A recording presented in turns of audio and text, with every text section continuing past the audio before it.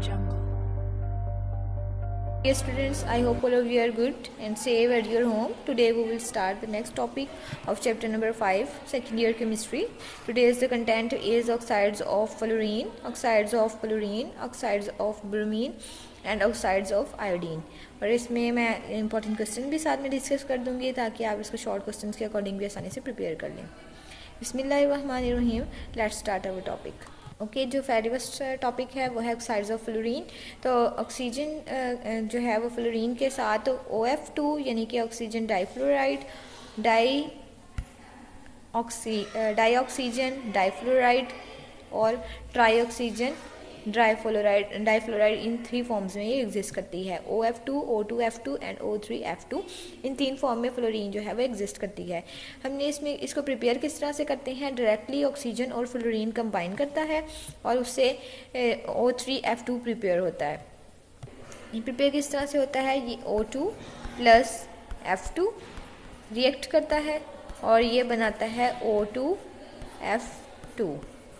O2F2 भी बना सकते हैं और हम O3F2 भी इन्हीं के रिएक्शन से प्रिपेयर कर सकते हैं. O3F2 इसी रिएक्शन से प्रिपेयर किया जा सकता है. अगर ये 363 पे हो, ये डार्क रेड विस्कस लिक्विड होता है, लेकिन अगर हम इसका टेम्परेचर और कम कर देते हैं 350 डिग्री सेंटीग्रेड पे ले आते हैं, तो क्योंकि हम इसका टेम्परेचर डिक्रीज करते हैं तो ये सॉलिडिफाइड फॉर्म में कन्वर्ट होना शुरू हो जाएगा, तो ये रेडिश ब्राउन फॉर्म में एग्जिस्ट करता है. नेक्स्ट हमारे पास जो है O3F2 डिकम्पोज हो जाता है किसमें? O2F2 में और O2 में. अगर O3F2 F2 के साथ रिएक्ट करता है तो ये O2F2 प्रोड्यूस करता है. ये बहुत इंपॉर्टेंट क्वेश्चन है जो यहाँ से आता है कि हाउ O2F2 इज़ प्रिपेयर्ड. यहाँ ये आंसर लिखना है आपने कि O3F2 रिएक्ट करता है F2 के साथ, O2F2 प्रिपेयर होता है. तो आप पीछे जो है वो वाज़े सुन रहे होंगे. Today I am in college, so that's why students are producing noise in background, so enjoy the background music. Next है कि ऑक्साइड्स ऑफ क्लोरीन जो है वो किन किन फॉर्म में एग्जिस्ट करता है? Cl2O dichloro monoxide, chlorine dioxide, chlorine hexaoxide और chlorine heptaoxide. Hexa is use for 6 and hepta is use for 7 यहाँ से. और हम आज जो है वो प्रिपरेशन करेंगे ClO2 क्लोरीन डाइऑक्साइड की. क्लोरीन डाइऑक्साइड प्रिपेयर करने के लिए NaClO3 और साथ में आप NaCl ले सकते हैं या SO2 ले सकते हैं या CH3OH, इनमें से आप कोई भी ले सकते हैं. और आपका मीडियम क्या होना चाहिए? एसिडिक होना चाहिए. तो आप देखिए यहाँ पे कि जहाँ अगर आप NaCl यूज़ करते हैं तो ये हमें क्या डोनेट करेगा? Na पॉजिटिव और Cl नेगेटिव डोनेट करेगा. और अगर आपने एसिडिक मीडियम लिया है तो it means that it acid है, तो एसिड क्या प्रोड्यूस करेगा? H positive. यहाँ पे ये हमारे पास हाइड्रोजन आयन एसिड से आ जाते हैं. ये जो सोडियम है ये बाकी बाय प्रोडक्ट की फॉर्म में ये और भी चीज़ों से रिएक्ट करके साइड पर निकल जाता है. ये क्लोरीन हमारा मेन पार्टिसिपेट होता है यहाँ पे. ClO3 जो है ये क्लोरीन के साथ और एसिड की प्रेजेंस में ये रिएक्ट करती है और Cl2 और H2O प्रोड्यूस होता है. नेक्स्ट हमारे पास है हम इसको किस तरह से प्रिपेयर कर सकते हैं? KClO3 और H2SO4 के साथ तो इसके रिएक्शन से प्रिपेयर कर सकते हैं, लेकिन ये रिएक्शन बहुत ज़्यादा फास्ट होता है, हमसे कंट्रोल नहीं हो पाती है इसकी अमाउंट. तो हम क्या करते हैं? इसमें ऑक्सैलिक एसिड ऐड करते हैं H2C2O4 ताकि इस रिएक्शन को थोड़ा सा स्लो किया जा सके. अब यहाँ से क्या होगा? हमारे पास K2SO4 ClO2 CO2, क्योंकि आपके पास पता है जब भी आप ऑर्गेनिक कंपाउंड लेते हैं तो वो finally break down carbon dioxide और वाटर में होता है. तो यहाँ से कार्बन डाइऑक्साइड और वाटर एक्सट्रैक्ट हो जाएगा K2SO4 एंड देन ClO2.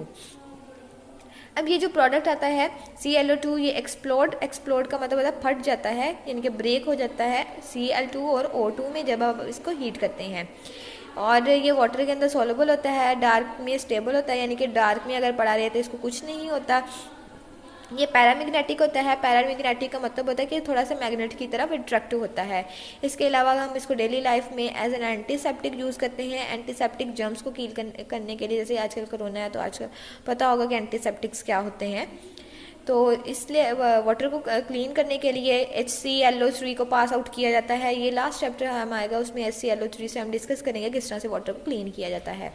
इसके अलावा सेलुलोज को ब्लीच करने के लिए इसे यूज़ किया जाता है। सेलुलोज को ब्लीच करने का मतलब क्या होता है कि सेलुलोज लकड़ी को यहाँ पे डिस्कस कर रहे हैं, वहाँ से पेपर बनता है। तो पेपर आपको पता है ब्लैकिश कलर का नहीं, वाइट कलर का होता है। इसको पहले इसको वो एक डीकलराइजिंग एजेंट है। नेक्स्ट हमारे पास जो है वो क्लोरीन हेप्टाक्साइड है Cl2O7। Cl2O7 को हम सिंपली लोअर टेम्परेचर पे HClO4 का फॉस्फोरस पेंटॉक्साइड के साथ रिएक्शन से प्रिपेयर कर सकते हैं। इसमें आपने डिहाइड्रेट करना है। P2O5 जो है ये एक डिहाइड्रेटिंग एजेंट है। यहाँ से वाटर को रिमूव किया जाता है, HPO3 Cl2O7 यहाँ से प्रिपेयर हो जाता है। ब्रोमीन, ये यहाँ से इंपॉर्टेंट क्वेश्चन आता है कि ऑक्साइड्स ऑफ ब्रोमीन लिखें, तो आपने जो स्टार्टिंग पे टेबल दिया गया है वो उसके आंसर में राइट करना है। That one, this one, Br2O, BrO2 and BrO3, Br3O6 ये आप लिख सकते हैं। नेक्स्ट है हमारे पास ऑक्साइड्स ऑफ जो हम ब्रोन डिस्कस कर रहे थे। अब वो किस तरह से प्रिपेयर होता है, जब आप मर्क्यूरिक एसिड को ब्रोमीन के साथ रिएक्ट करवाते हैं तो आपके पास जो है HgBr2 और Br2O प्रिपेयर होता है। और नेक्स्ट आयोडीन के ऑक्साइड्स हैं। आयोडीन के ऑक्साइड जो हैं वो I2O3, I2O4, I2O5 ये तीनों ही होते हैं। I2O5 जो है वो ज़्यादा इंपॉर्टेंट है, जो कि HiO3 की हीटिंग करने से जो प्रोड्यूस किया जाता है। HiO3 को जब आप हीट करेंगे तो ये I2O5 देगा और साथ में वाटर रिलीज हो जाएगा। ये तो सिंपल इसी तरह से रिएक्शन जो है वो किए जाते हैं। अगर आप I2O5 और H2O को दोबारा से रिएक्ट करवा देते हैं तो वो सेम HiO3 आपको ऑब्टेन हो जाता है। जो इंपॉर्टेंट क्वेश्चन एग्जाम में आता है कि ये ऑक्सीडाइजिंग एजेंट के साथ जो है वो रिएक्ट करता है तो खुद क्या हो जाएगा, रिड्यूस हो जाएगा। तो ऑक्सीडाइजिंग एजेंट जो है इसको ऑक्सीडाइज कर देते हैं और खुद रिड्यूस हो जाते हैं। Oxidation, addition of oxygen, removal of hydrogen and removal of electron. तो यहाँ पे देखिए CO जो है वो I2O5 के साथ रिएक्ट करता है तो I2 और CO2 प्रोड्यूस होता है।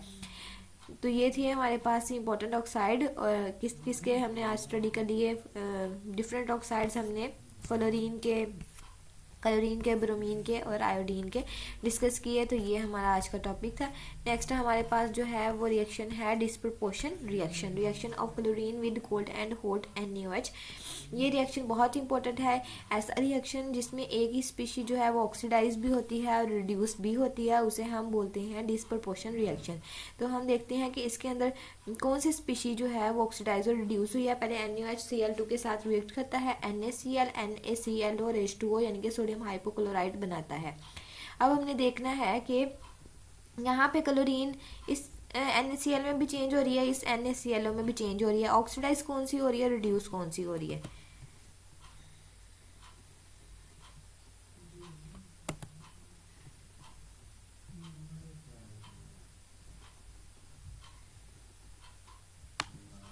अब इस रिएक्शन के अंदर देखिए यहाँ पे क्लोरीन की ऑक्सीडेशन स्टेट 0 है।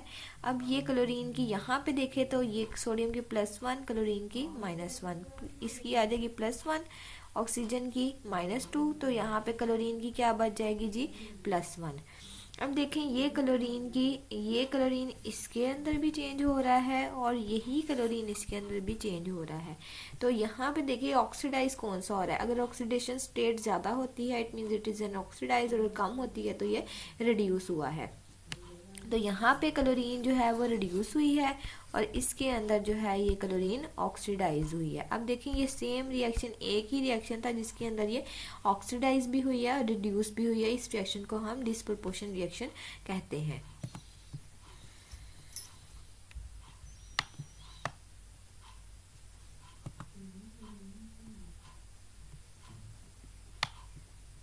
अब नेक्स्ट जो है हमारे पास ये किस तरह से होता है कि NaClO जो है वो NaCl और NaClO3 जो है वो प्रोड्यूस करता है। यहाँ पे हमने इसको फिर बैलेंस कर लेना है। इन दोनों क्वेश्चंस को इकट्ठा राइट करेंगे। 3 NaClO के साथ कैंसिल आउट हो जाएगा। 6 NaOH 3Cl2 से 5 NaCl, NaClO3 and 3H2O produce होगा। तो ये हमारे पास डिस्प्रपोर्शन रिएक्शन आ जाता है। ये बहुत इंपॉर्टेंट है, एग्जाम में ये आता है, तो आपने इसे अच्छे से प्रिपेयर करना है। आई होप आपको लेक्चर समझ में आ गया। Thank you so much, take care, अल्लाह हाफिज़।